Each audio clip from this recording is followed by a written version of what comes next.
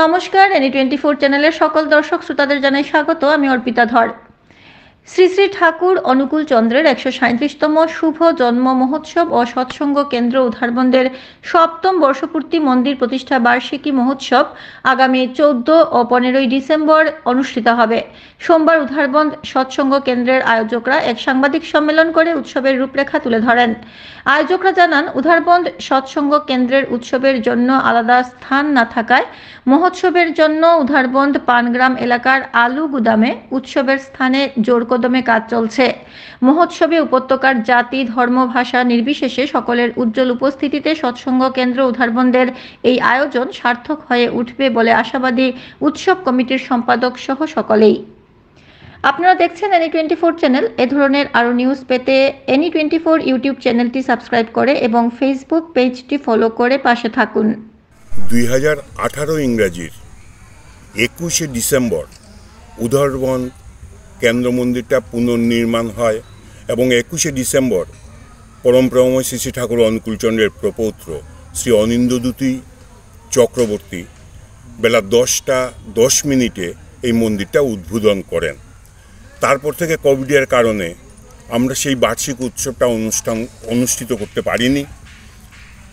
আমরা ঠাকুরের জন্ম দিবস 30শে ভাদ্র এই উৎসবটা করতাম। এইবার উৎসব করে আসার পর আচার্যদেব বলছেন যে ডিসেম্বর মাসে একটা বড় করে উৎসব করা যায় কিনা, মন্দির প্রতিষ্ঠা তৎসঙ্গে পরমপ্রেমময় শ্রী শ্রী ঠাকুর অনুকূলচন্দ্রের 137তম জন্মদিবস পালন করার উদ্দেশ্যে উধারবন্দবাসীরা স্বতঃস্ফূর্তভাবে এই উৎসবটা করার অনুমতি এবং সহযোগিতা করছেন বলেই আগামী 14 এবং 15ই ডিসেম্বর এই উৎসবটা উধারবন্দের আলু গুদামে অনুষ্ঠিত হতে চলছে। আমরা মন্দিরের পরিসরটা ছোট থাকায় এই মাঠে চলে এসেছি।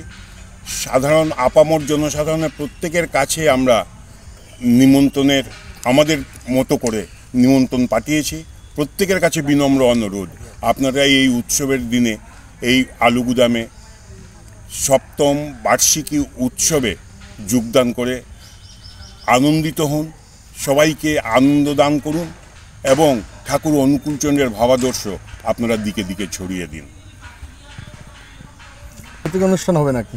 উৎসবের সাংস্কৃতিক অনুষ্ঠান প্রথম দিন আসছে আমাদের শিলচর থেকে দলছুট এবং উধারবন্দের শূন্য এই ব্যান্ডগুলো করবে এবং পরের দিন কলকাতা বাউল বিখ্যাত শ্রী কার্তিক দাস বাউল তার সম্প্রদায় নিয়ে এসে এখানে অনুষ্ঠান করবেন উৎসবের দিন, মানে 15 তারিখ। এবং তাছাড়া লোকাল শিল্পীদের এবং কাছাড় জেলার বিভিন্ন শিল্পীদের দিয়ে সারা দিনব্যাপী 14 এবং 15 তারিখ সারা দিনব্যাপী এই বিভিন্ন সাংস্কৃতিক অনুষ্ঠানের মধ্য দিয়ে আমরা এই উৎসবটাকে আনন্দমুখর করে তুলতে চাই।